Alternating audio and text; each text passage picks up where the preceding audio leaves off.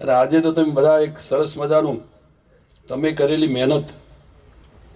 તમારા માર્ગદર્શક તરફથી મળેલું માર્ગદર્શન અને જે મોડેલ કે કૃતિ તમે તૈયાર કરીને લઈને આવ્યા છો, અને એમાં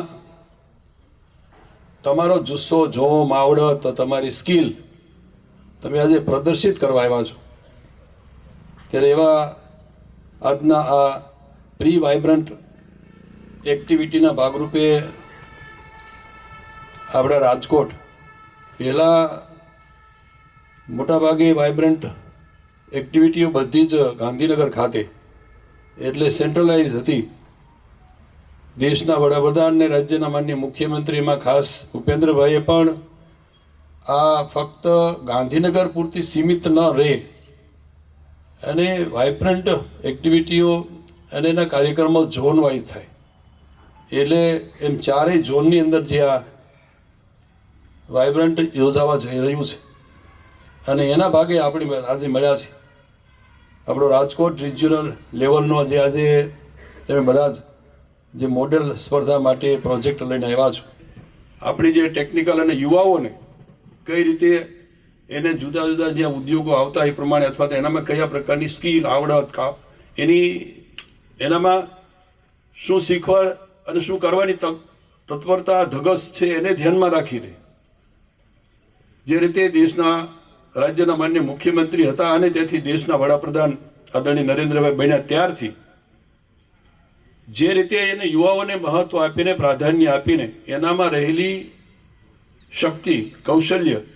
બહાર લાવવા માટે તમામ ક્ષેત્રોમાં એણે ખૂબ પ્રયત્નોને એને મહત્વ આપ્યું. અને એના ભાગરૂપે આજે આપણે જોઈ રહ્યા છીએ જે યુવાનોને જે પ્રકારની પોતાની કારકિર્દી ઘડવી હોય, જે પ્રમાણે જે ક્ષેત્રમાં આગળ વધવું, એના દરેક ક્ષેત્રો માટેના એને દ્વાર ખોલ્યા. સૌથી મોટી રિફાઇનરી અને વિશ્વનું સૌથી મોટું સિંગલ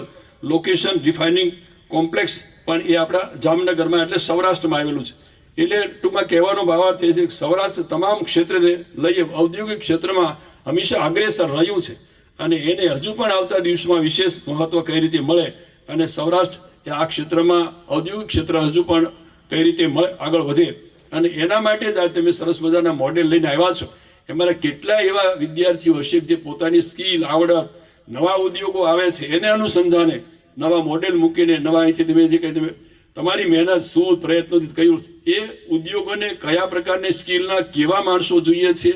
એવા તૈયાર કરવાનું એ કામ પણ અહીંયા આપણે આઈટીઆઈ અને આપણા વિભાગ તરફથી થઈ રહ્યું છે. સૌરાષ્ટ્ર કચ્છ વિસ્તારના પ્રદેશની વિપુલ તકોમાં blue economy, ceramic park Morbi, medical devices park Rajkot, vehicle scrapping park Bhavnagar, અક્ષય ઉર્જા અને નિકાસલક્ષી એગ્રો પ્રોસેસિંગની ક્લસ્ટર્સ, આમ હસ્તકલાઓ, ધાર્મિક તેમજ ઇકો ટુરિઝમ વગેરે ખૂબ જ ભરપૂર રહેલી આ સૌરાષ્ટ્રની જે